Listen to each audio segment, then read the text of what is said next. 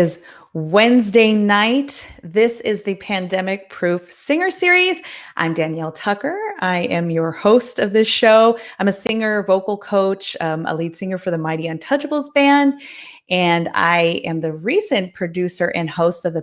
And we'll be having another one of those coming up on May 17th. So I will give you some more information about that a little bit later.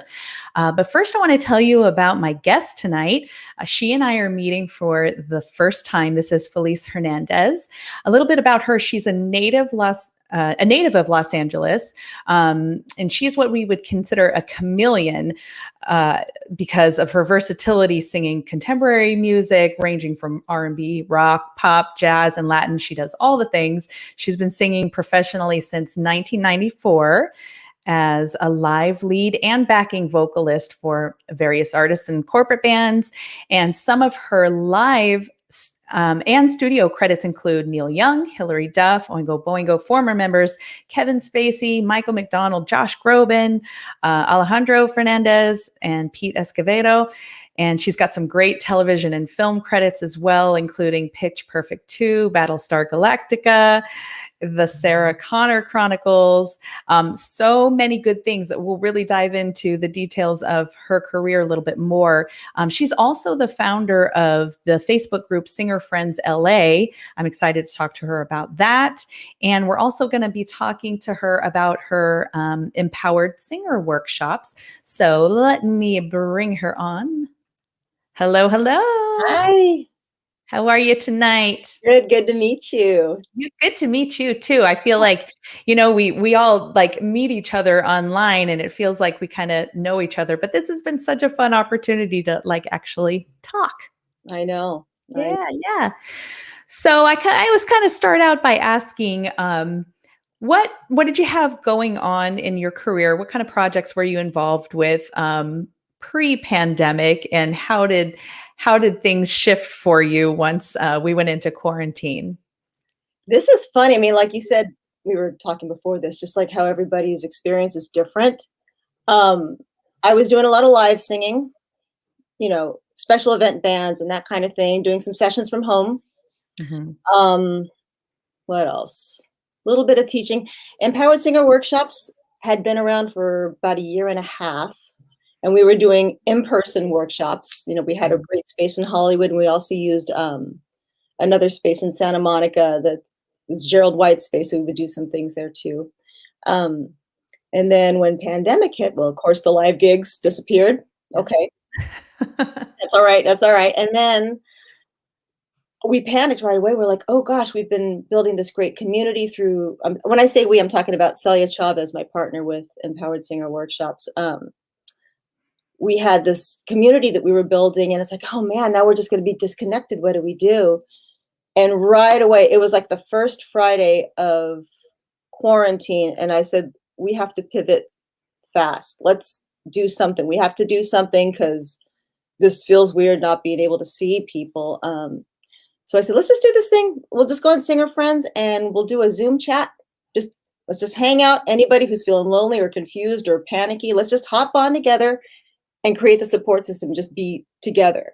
Mm-hmm. And people hopped on and people started expressing their concerns. And we're like, you know what, let's just keep doing this. At least if we can't work, at least we can feel like we're connected and we're doing something, at least just kind of being there for each other. So we started doing these weekly Friday night Zoom chats, and people started hopping on, kind of like how you're saying, like, oh, we see each other online, but we don't actually meet. Well, this is what was happening. So now it's like there's this community happening online where we're just hanging out and talking singer stuff and expressing our feelings. There's a lot of vulnerability coming out and support.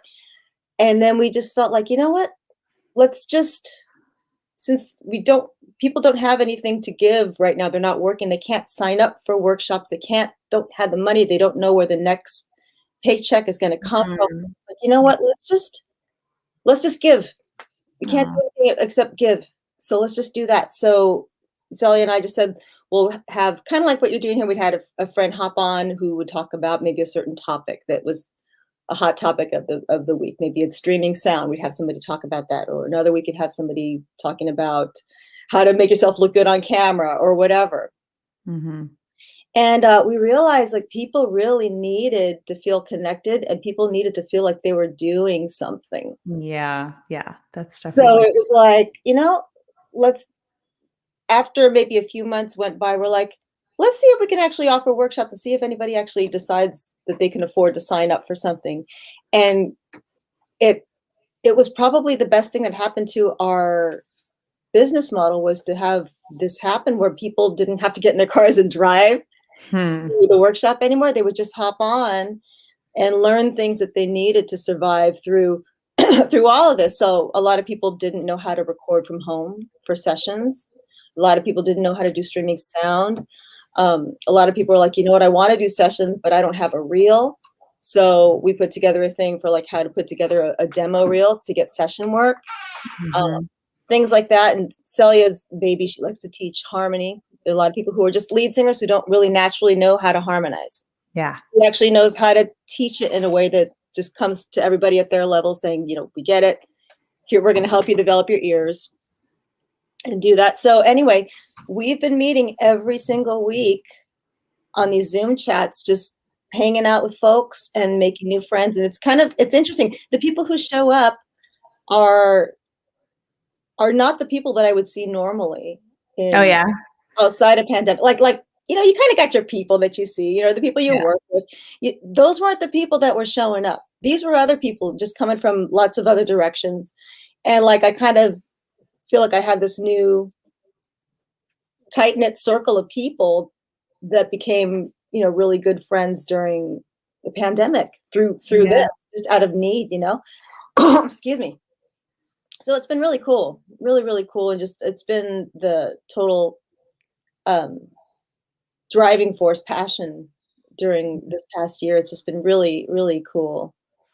Oh, Like meeting that's these people. yeah, no, that's incredible that, that you did find this silver lining, not only with the business model, but just with the network aspect and, meeting new people and meeting new friends. Mhm. And I just, I really want to say how kind and generous that was of you to, offer it out to the community. I couldn't agree more that, the loss of work and connection with our community is hard enough to take, with the loss of work and everything. But when we can like somewhat mitigate the isolation a little bit, it just makes such a huge difference. And that's really kind of why I started doing this, was really to fulfill my own need because I was I feeling know. disconnected. Well, it's And so I funny. thought, well, I'm gonna go off on that, but go ahead. Yeah.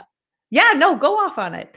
No, I was watching it. Was it the masterclass? I think it was a masterclass series. A friend of mine gifted it to me, and I watched the oh, what's her name? Oh, the woman who invented Spanx. Oh yeah, Sarah Blakely. Okay. So she just says, we create these things that we ourselves actually need, Yeah. right? Like that's how we come up with these aha ideas for something. It's like we create these things that we personally need. Yeah. Um, and I felt like I don't want to be disconnected from everybody. I mean, I've got my family. I'm not lonely. I've got my husband and my kids, but I remember every week driving down to rehearsals with this group of girls, and that was my hang time, and that was like my social time. And it was this orchestra thing. We had this big, 40-piece orchestra where I'd see people every week. Yeah. These people, I'm like, I don't see them now. It's like, God, it's like you miss that camaraderie and just, Yeah. I um, miss it so much. yeah, or making music together. I mean, that's, we do these collaborative videos and that kind of thing. Yeah, Yeah. it's not quite the same, but it's nice to kind of feel like you're doing it. Yeah. Yeah. It's kind Yeah. of it's the beginning of something new. And I think that's really cool. I want to jump more into the workshops. Karini Knowles is in the comments. She's saying she's keeping her fingers crossed for everyone in the industry. So many of my friends, from musicians to managers and stage production staff, need to know that we are excited to have you back. Positive vibes. Oh man, thank you for that. We are excited to come Well, you back. just had a gig, right? I did just have a gig. Yeah. Two in a row this weekend. We really were full of ourselves there working 2 nights in a row, but it was awesome. It was a very small wedding, very safe, very, they were following all of the procedures and everything that they needed to, but man, it just felt so good. It just felt almost like a normal night, It was Did nice. you remember the songs, or did you forget the lyrics after all that time? Oh, you better believe I had my iPad on lock, like right in front of my face all night. No, it's like when you have a Christmas gig and a whole year has gone by, and then you start doing the Christmas gig, and you're like, I forgot the bridge to this. Like, I haven't sung it in a year, right? Absolutely. A lot of that. Oh, Chuck. I know Chuck. Yeah. Hey, Chuck Phillips. How's it going? Yeah. Yeah. Well, cool. Well, let's jump into the workshops. I want to talk to you more about them so we can kind of bring it to the attention of other singers out there that don't know about them. I became familiar with them because I saw a posting from Carol Hatchett that she was doing a workshop with you, and it was movement for singers.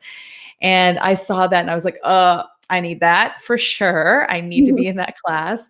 So I was excited, and that led me to your website, and the classes and the topics that you're offering just like hit all of my buttons as a professional singer. I was like, oh, I need that. I need that, and I think it's really brilliant, like all of the topics that you've come up with. So tell me how you got started with it and kind of how it's evolved.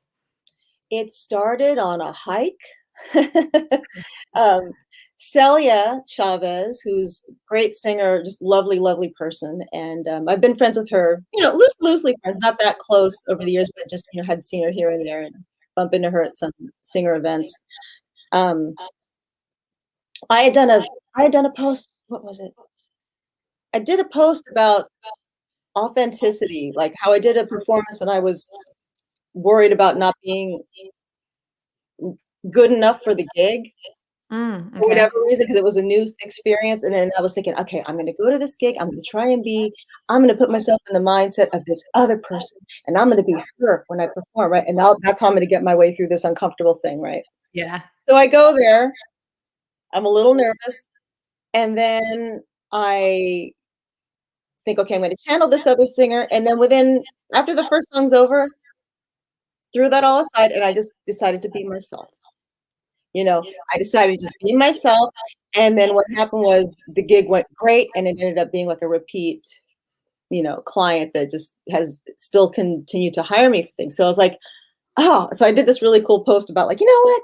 I just had to be myself. And you know what? It's important to be authentic, blah, blah, blah. So then Celia wrote in response to that saying, I love how you wrote that post and we should go hang out. So we went out hiking. And she was talking about how she was teaching some harmony workshops and really enjoying that. And then I told her how I had this idea for what is now called Career in the Authentic Self, which it was going to be like a singer retreat, just to kind of explore your career and make sure you're doing the kind of work that you intended to do, or that is actually a right fit. Because a lot of people who are in music, they're so concerned about making a buck and paying the bills that after a while, the love of the music and the love of the work is not there anymore. Yeah. Yeah. And there's nothing I hate more than being on a job with some other musicians and they're complaining the whole freaking time. Oh, right. Right. Yeah, and I'm just like, you know what, like that's not how it was supposed to be. Yeah. We didn't get into music to show up to the gig and complain. How lucky are we to make a living at this? I mean, how yeah. And I'm thinking, okay, people, when I run into people like that, I'm thinking, okay, they got off track somewhere, or they're not feeling gratitude, or they're not understanding that, or whatever. So I felt like I need to create something like this for singers, because I don't want people to feel down on themselves about certain things. Or it's that empowering thing to feel like I know what I'm about. I know what I'm good at. I know what I can do, but I settled for this. Maybe I can craft or find a way back to what feels good here, and as to why I'm doing this, Yeah. So I had this idea for Career in the Authentic Self as my first workshop and tried to do it twice. Nobody signed up. It was too woo-woo, I think, for a lot of people. But I told Celia about it, and we're on this hike, and I said, you know what? It might be fun if we help each other out. Maybe we just kind of create some kind of series together where we can bring each other's audiences to each other. And at that time, Singer Friends was already well established, and I knew I had people to pull from Yeah. that community. So we just decided to start doing some things. Or she and I both also play percussion, hand percussion. Okay. So we were like, we should do a percussion for singers class together. Yeah. And that was something I had been toying with for a long time. She had been toying with that for a long time. Just the idea of somebody never teaching the singer how to play a tambourine, Yeah. how to play a shaker. Like, nobody shows you how to do it. It's usually like, I'm on stage, I don't know what to do. Oh, somebody hands you a shaker, and then they don't know what to do. And and then the whole And time the band is like, ah, right? And it's, that tambourine. they don't teach this in school. They don't have tambourine classes. I was like, it just shows simple techniques on just how to play, how to recognize a rhythm, when to use it, when not to use it. Mm-hmm. Simple things that just people don't teach you. You find out the hard way, or you Yeah. think you don't know how, or whatever. So we just started thinking of all these practical things that we found helped us in our work. Like, I know there are gigs that I got because a drummer might recommend me or something, because you know what, man, she plays such a killer tambourine. You know what I mean? Like, that might have gotten me an extra job or two because I could play a tambourine. You know what I mean? Yeah. Not that it was crucial to the job, but they liked me a little bit better than the other singer because they knew I would actually be playing something musically when I wasn't singing, or you know what I mean? So things like Yeah. that. So we're like, let's find something that singers need that isn't taught, that is going to be immediately useful when they get on the job. Yeah. You know? I think that's really what my attraction to it is too, is that they're such practical topics. And to me, I think they kind of they answer those pain points of a singer that they're those things where we think we should know these things, and maybe we're a little embarrassed to admit that we don't know how to do these things, or that we could Yeah, use some work in those areas. And so, like I said, every time I see a topic, I'm like, I need that. yeah. Well, and it's, our audience is singers, but generally it's female. Uh-huh. We do have guys signing up, but our demographic has been generally women. And, Mhm. there are other just kind of female things that kind of come into play too. And we have the negotiation workshop called Get Paid Negotiation for Musicians. We don't always know how to quote ourselves, when somebody says, how much do you charge? And we're like, oh, whatever, it's, someone has to show you how to talk the Yeah. talk, learn to come up with your price point so that you can make what you deserve to make. Because again, back to that whole thing, you don't want to show up to work grumbling because, oh, they're only paying me such and such, when you probably could have gotten more, but you didn't ask, or you didn't know how, or you didn't think you could, Mhm. you know, or, it's easier for men sometimes. Yeah. Women need it, but it gets for everybody. But generally, we do have a lot of women who are signing up for the workshop, so that's another one too. Yeah. Hey, Wendy Wagner. How's it Hey, going? I love I'm Wendy. waving at a chat. Hello. Waving at words. Yeah. What kinds of singers do you see showing up here? Are these strictly professionals? Are they hobbyists? What do you see mostly interested in the topics? It's a mix. It's definitely a mix. We get people who have been doing it and they just have that one little spot where, like, I just don't know how to do that thing. Or, I mean, get this, I mean, I did the vocal reel workshop. I've done it 3 times, I think. The most recent one, or was it 2 ago? I can't remember. Anyway, we had somebody on who, she's in the LA Master Chorale and she's sung on 30 major motion pictures. Hmm. She doesn't have a vocal reel. She needed to have one. So, so she joined the class and she had just started to learn how to work with Pro Tools a little bit. Wasn't that good with her Pro Tools, but wanted to get better at it. And it's not a class about how to use your DAW, but the homework for that class is 6 weeks of turning in 2 demos every week. You show up to class, you turn in your homework, we listen, we evaluate, and then sometimes the critique is like, you know what, why don't you boost this or compress this or mix the EQ or whatever. So like she was learning her Pro Tools skills. She was learning that as well as building her reel. But it was funny, like she's somebody clearly pro, LA Master Chorale, right? Right. Major motion pictures, but she didn't have a reel. Yeah. Then you have other people who are like, you know, I just got out of school. I want to get working and I want to just kind of meet some people. Some people do it just kind of for the networking aspect too. Or just learning more about what, you know, the real world is like. Yeah. You know, there's school and then there's the working situation that they're not familiar with and they need to just know what to expect on a job. Yeah. So it's kind of all over the place.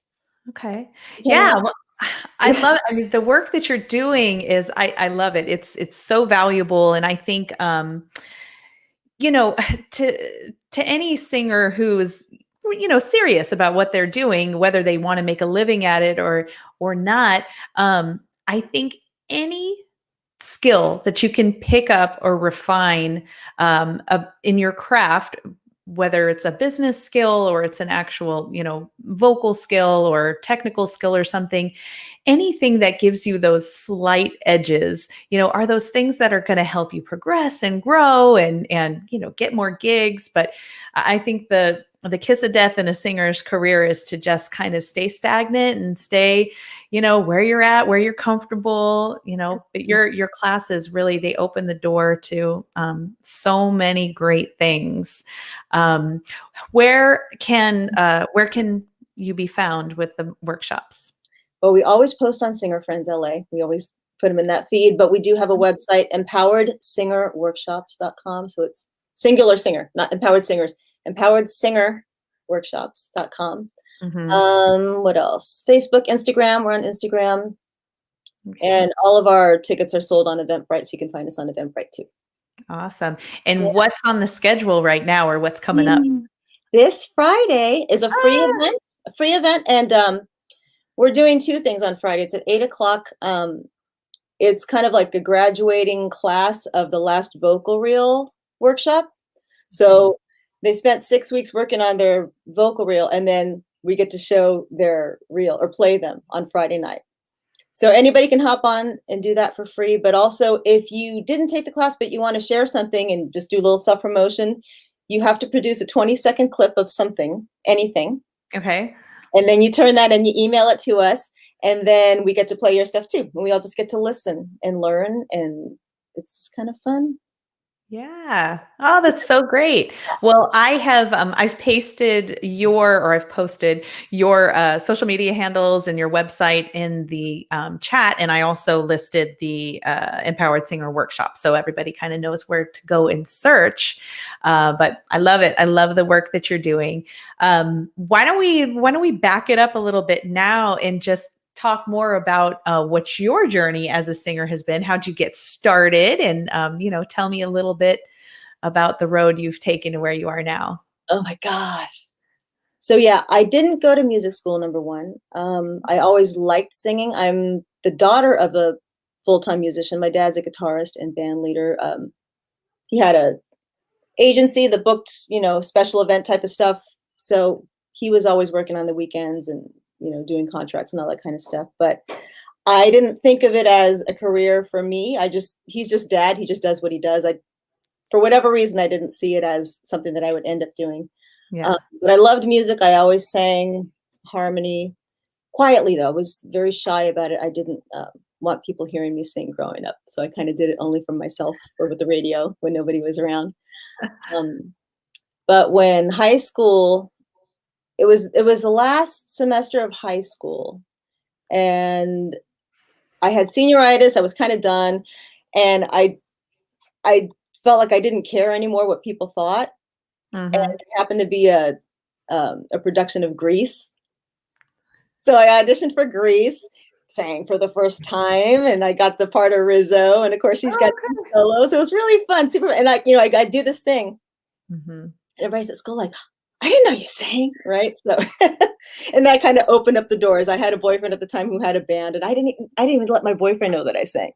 That's how Okay. I was about it, right? So, anyway, he had like this, 80s like Depeche Mode kind of band, whatever. So then, of course, we start doing music together.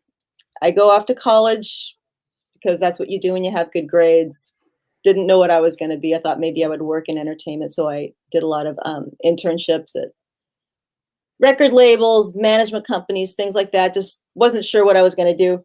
And then I had a summer job working for a management company, and we had some major label acts on our roster. And one of the bands that we had was a local band, a Latin funk band called Celia, Noel, and the Wild Clams. And they had a Monday night steady at the Baked Potato in North Hollywood. And this was like, I was just so young and green. I did not know. This was like a band of like heavy hitters, like the top session guys in town that or toured, just big names, right? Yeah.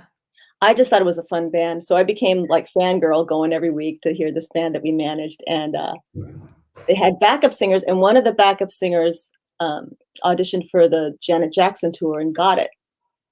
So Cecilia, the band leader, is like, oh, I don't know what to do. Oh, she's leaving. What are we gonna do? And I was like, I can do it. Like I know your songs. I can, and I'm good at harmony. If you need me to help you out, I'll help you out.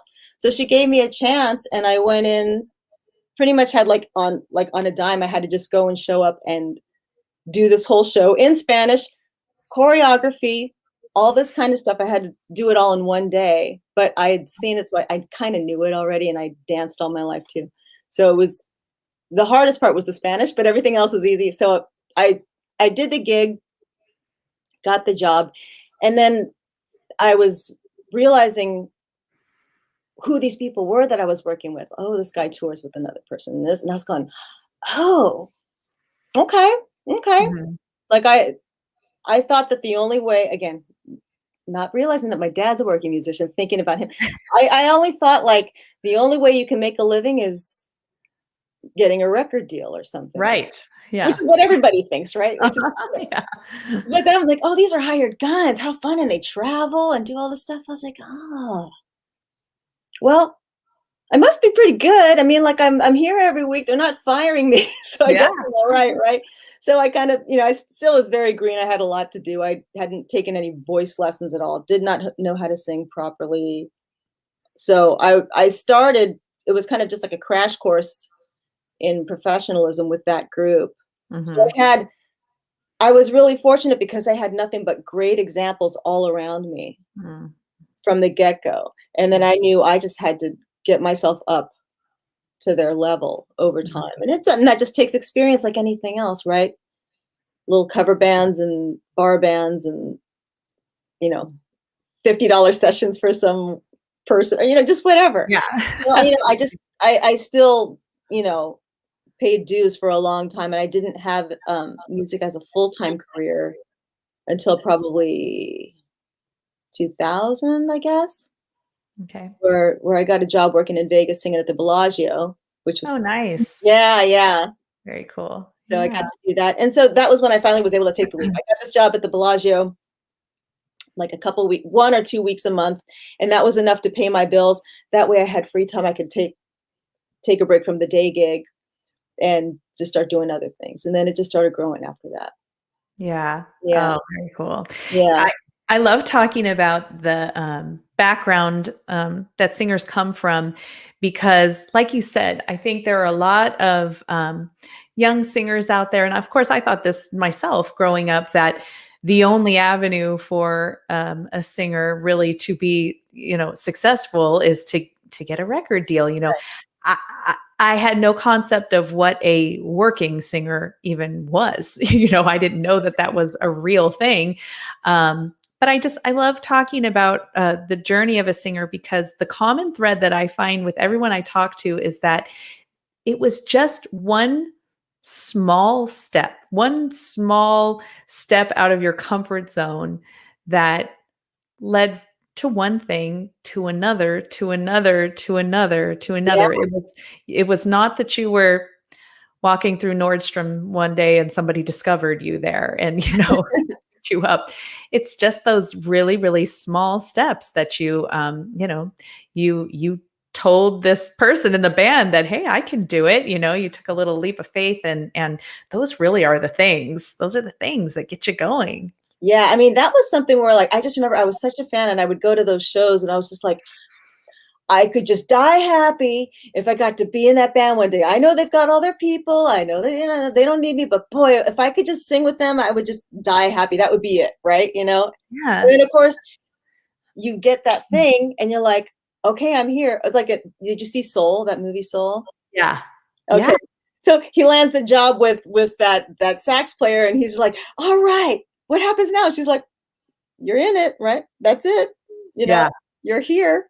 It's not like this pie in the sky thing. Like, there's always the next thing. Oh, if I only landed this kind of thing. Like the next thing after that was, oh, if I only land a tour singing backup for somebody, Right.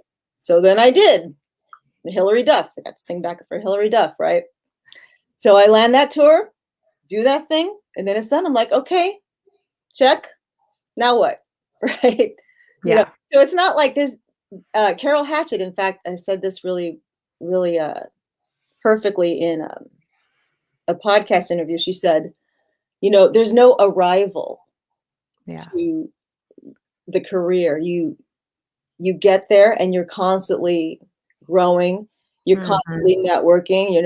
You can't just you can't just sit comfy cozy and think that everything's just going to land in your lap. It doesn't.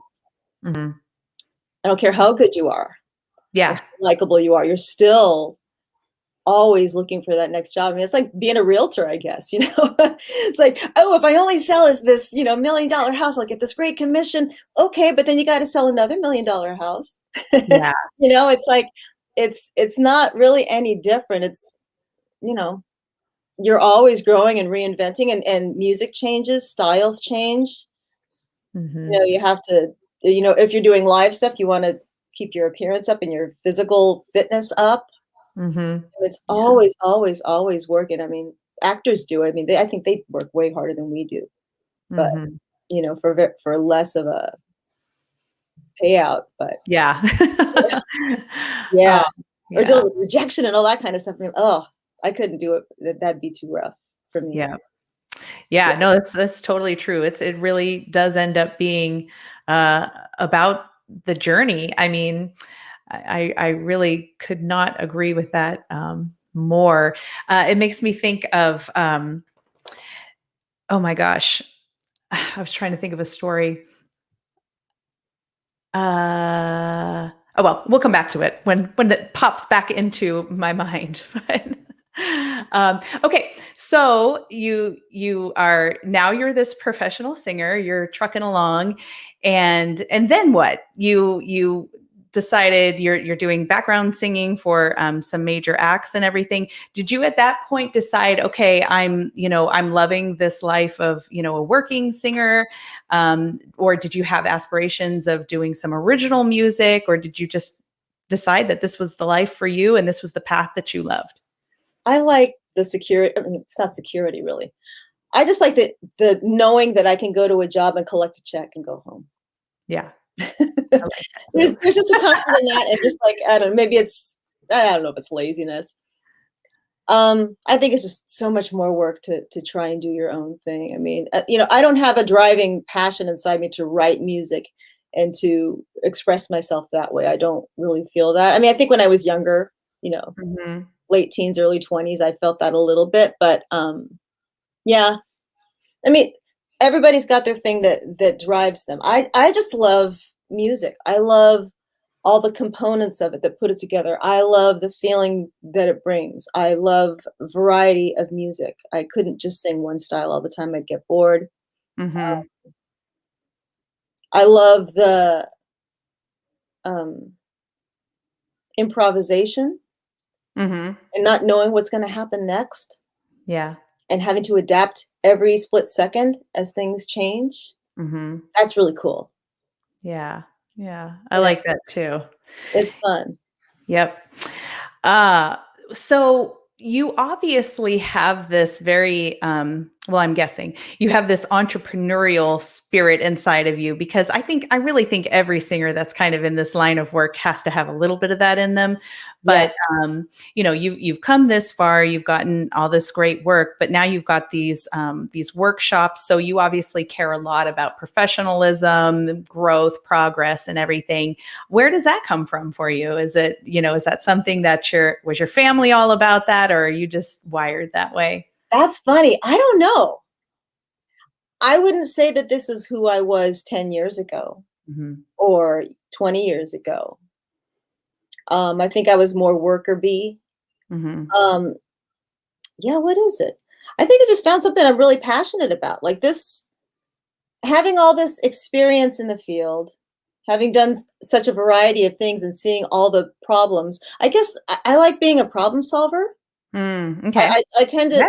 I tend to thrive on when there is a problem. I kind of go, okay. I don't panic. I kind of go, okay, we're gonna figure this out. We're gonna figure this. Don't worry, I got it. I got it. We're gonna figure it out. That's how I am when there's a problem. I see it as an opportunity. Like, ooh, what can I do? You know. Yeah. So because that drives me and gets me excited, it probably just naturally led to me wanting to, you know, become more entrepreneurial and do this just because it gets me excited. Hmm. Yeah. Oh, very cool. And then figuring out, okay, so if we need to get people to do it, how do we we got to figure it out. How do we get people to sign up? How do we let people know? How do we, like it's this problem solving thing that's just something that gets me excited. Yeah. Um, yeah.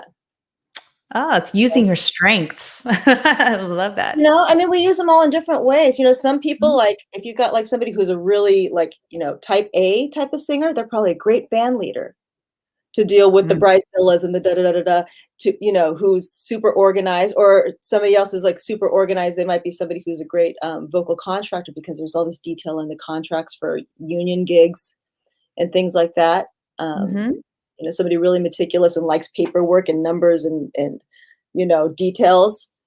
I'm not Yeah. sure that would be my thing, but there are people who like that, and they do well there. Yeah. That's totally true.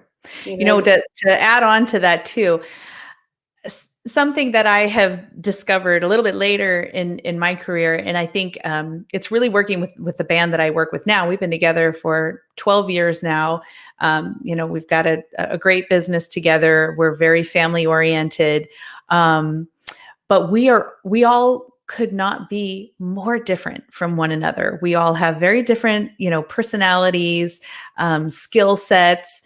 But the band works in a very, I don't know, democratic fashion. We're very transparent about everything, with everyone. We always want everyone we want to be in as much agreement as possible, at any given time.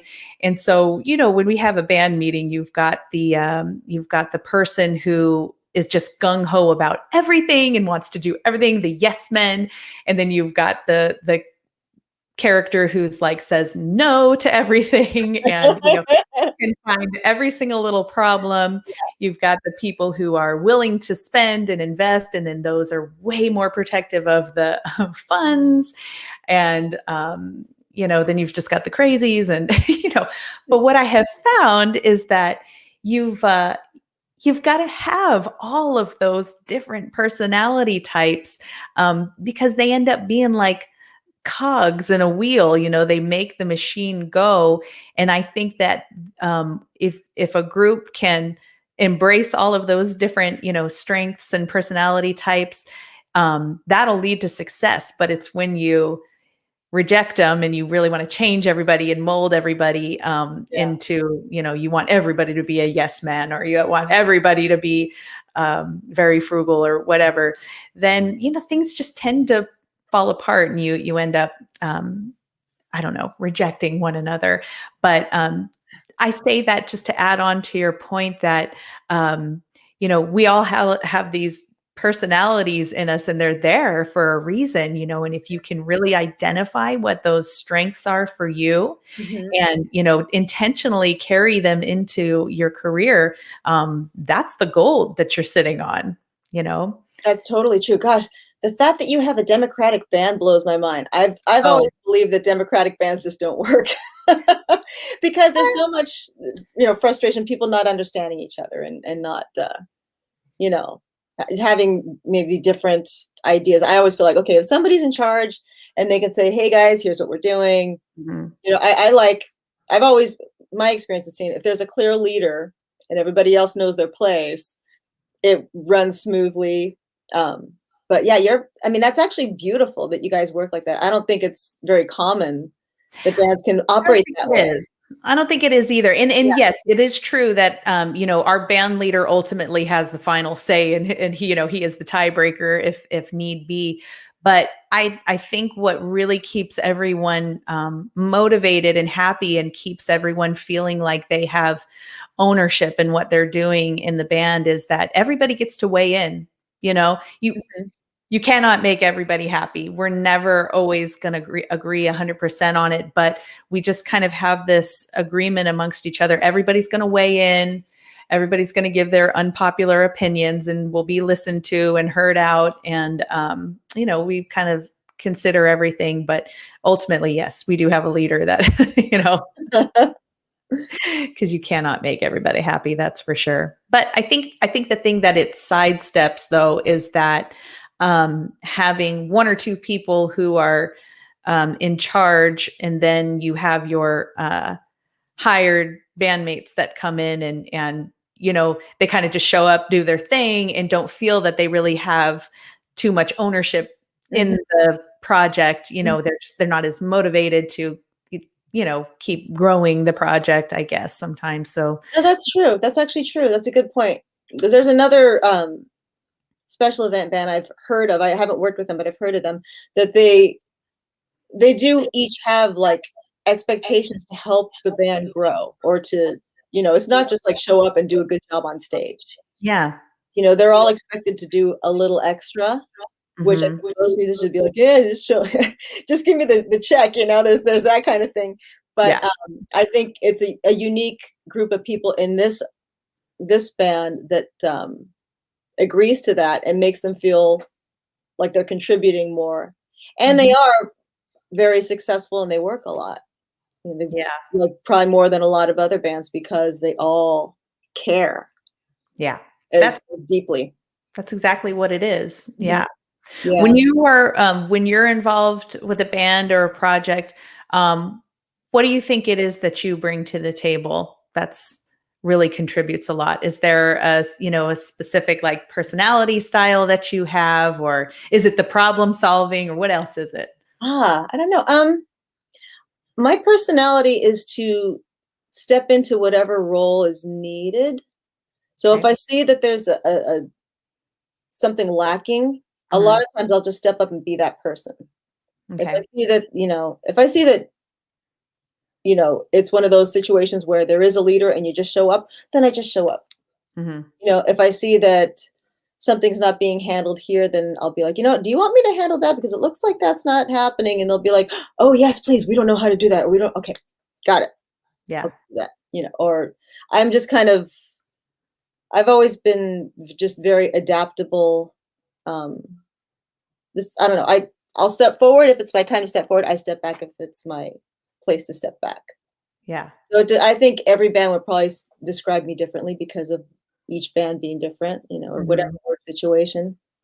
Sometimes I Mhm. just show up and you don't even notice I'm there. I'm just doing my job, and I go home, and that's my place, and that's how it is too. There are plenty of situations like that too. Yeah. Yeah.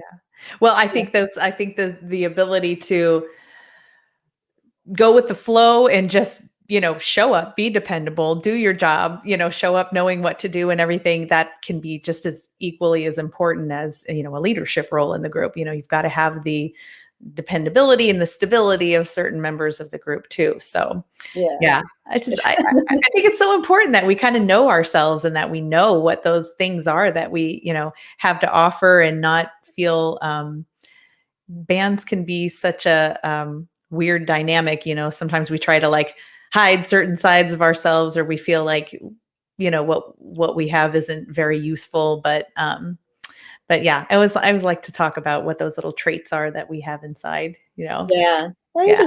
you just bring the best of what you've got Yeah. and hope that that's what they need. And sometimes it's not what they need, right? Like I Right. think about like the session world where, people get discouraged. Maybe there'll be a call and they're looking for a such and such sound alike. And Mhm. the person hiring gets a whole bunch of submissions for that, and then you don't get hired. Oh, I thought I was good, but then, maybe there's so many interpretations of that one sound alike that might get submitted. And, I don't know.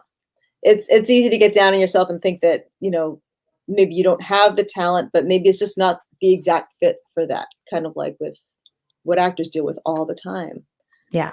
you Yeah. know? Absolutely. Yeah. Well, let's get to present day now. So we Yeah. talked a lot about like pre-pandemic, and then we talked about currently what's going on with the empowered singer workshops. But what little lessons do you feel like you've picked up during all of this that you're going to be carrying forward once? Do you intend to go back to live work and doing what you were doing before, or have things changed for you? You know what? I definitely will if the calls come in. But I've noticed that I kind of like being home. Yeah. I kind of like I've gotten spoiled in the fact that I can teach here in my house. I've gotten spoiled in the fact that I can record here in my house. I mean, I've been recording from home for probably 10 years anyway, Uh-huh. but I've gotten better at it within the last few years. But like now that when people would rather you just do it this way because for safety reasons, I'm thinking, cool. If I don't have to go anywhere, they're great. So Yeah. I've noticed that about myself that when things change, I think I will go out, but I do.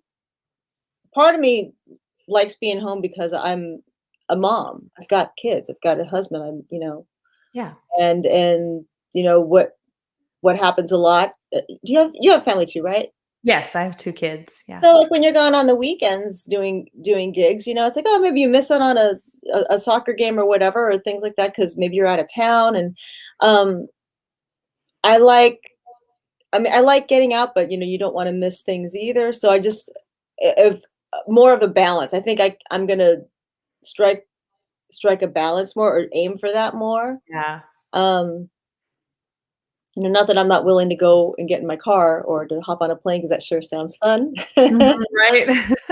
'Cause, yeah, I do miss it, clearly. I miss it, but I think I'm probably gonna spend a little more time, just doing things from home because I know that I can. Yeah. And as for the sake of being a present parent and spouse, I think it's healthier, I think, for me to be here more. Yeah, absolutely. So, I can yeah. so totally relate to that. I think Yeah, that's also a big lesson that I learned too, having, been gone for so many big things. A lot of our work happens on the weekends or it's, days in a row. You miss the nighttime when everybody's home, interacting and everything. And so I can't tell you like how many holidays that I've, right. had to miss all of the New Year's Eves and Easter Sundays and all of those times that I certainly missed, but always enjoyed the work. But now that being home for a year and being able to experience those things with everybody, it really, really heightened my awareness of how much I was missing, you Mhm. know? So while I'm totally eager to, go back working in live music, I think that I'll be a lot more choosy. Yeah, I'll say no a lot easier now. yeah, You know? yeah, definitely. And maybe it has to do with age and just, and where we're at in our lives being parents and that kind of thing. You do realize what you miss, and it's nice to be home and actually cozy up and watch movies. Like, oh, we're actually gonna Oh, get some popcorn and watch Netflix. I'm like, I don't watch TV. I don't watch movies. Like on the weekends, like I don't see movies like ever. Like I get those SAG screeners in the mail, and I don't even get a chance to watch them. You know. But like this year, I watched a ton of movies. I'm like, oh my gosh, movies are great. right? Yeah. I like movies. I love movies. I didn't even know. But like Yeah. I watched like, a ton of them. Get these screeners. I'm like, yay. But it's funny, like you discover things about yourself now that you didn't know before. Yeah, totally. So about your kids, are they musical? Are you raising them up as singers, or how do they feel about it? If they want to, they can. My daughter sings, or she was singing in a choir until all of this, but yeah, she's done a couple little sessions here and there. Mm-hmm. Son, he's 8. He sings around the house. I don't know if that's his personality to get out there and perform. Mm-hmm. I think he might like to dance a little bit, but he does it when I'm not really looking. But Okay. Yeah. uh, Yeah, my girls are 6 and 8, and they both love singing and dancing and coming in here and playing the piano and everything. But they have that little guarded thing also, where like they love to do it and like ham out here in the house. But the moment that they know someone is watching them, yeah, they clam up. It's pretty funny. yeah. Oh my gosh. Well, I can't thank you enough for taking the time to do this. It's so good to, get to finally meet you. And I just really, wanted to acknowledge you for the great work that you're doing with the Thank you. workshops, the Facebook group. I think you really should know that it means so much. To the lives of a lot of singers out there. This has been such a difficult time, and you are you're a light out in the community, Huh, and your relief and your support. It's a big deal. It really is. And I just want you to know how much you are appreciated. So I'm glad we had the chance to come on here and, really highlight what you do. thank you. It's my pleasure. Yeah, you are so welcome. I am going to post your info again in the comments so that everybody can see it and they can find out where to go to find your workshops and everything that you are doing. Anything else you want to mention or that you'd like to direct everyone's attention to? Yeah, well, we didn't really talk about singer friends. Oh, yeah, Yeah, let's talk about singer friends. definitely. Do you have questions about that, or just talk about it, or I don't know Well, if you yeah, maybe tell us what the Facebook group is, who it's for, and what gems they can find in there. Well, Singer Friends LA is a Facebook group. It's a private group, and generally it's for singers in LA, but we've got some people from outside of LA and Las Vegas and a little bit of that too. But it's a place for, for singers to ask for help, advice. If you're looking for a sub for your gig, or, it's really just a supportive community. It's not a place to like try and promote your latest single or your next show or anything like that, but it's a place to just help everybody. I don't know how else to say it. A lot of workshops, the Empowered Singer workshops, we put our things on there. Gerald White, who teaches sight singing, his things are listed Oh, there. I've heard so many good things about that. Oh, you gotta do it. It starts tomorrow. Mm. It's tomorrow. Yeah.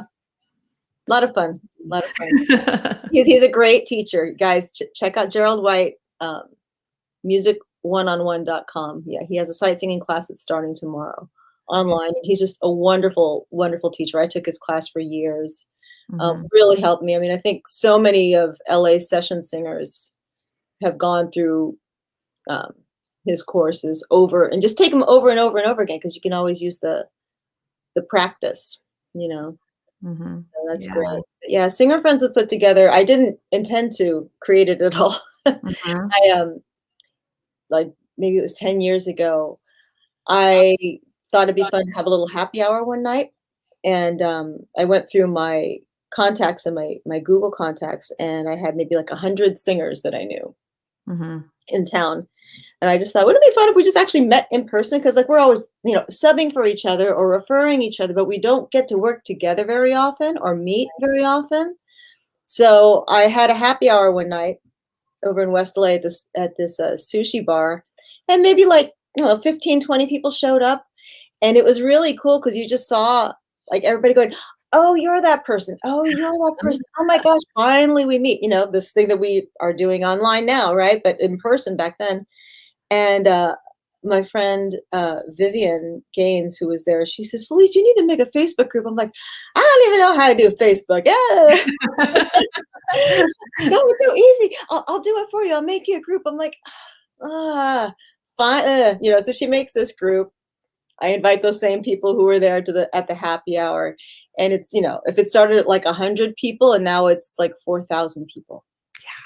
Bam, like whoa, like it just became this thing. And I hear it every so often. Someone will be like, I got my career started because of just I was new in town and I went on a couple auditions and I heard about them through your group.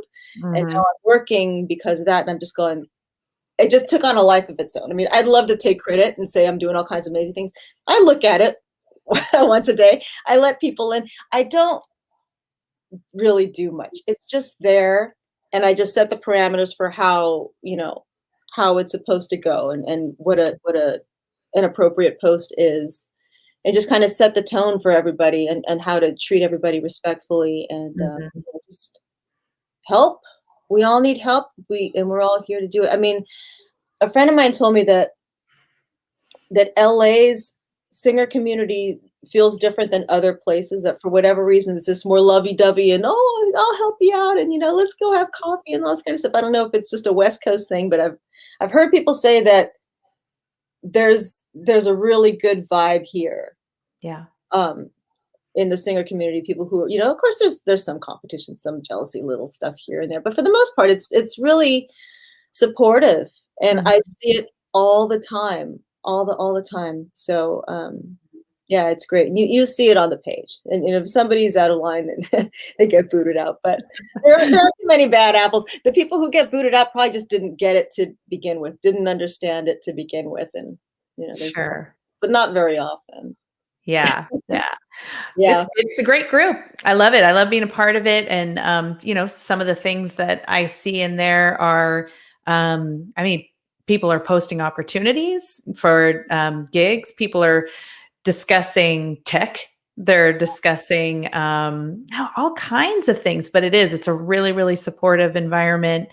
And definitely encourage, anyone who kind of falls into the criteria of that to check it out. So just on Facebook, looking up LA Singer Friends.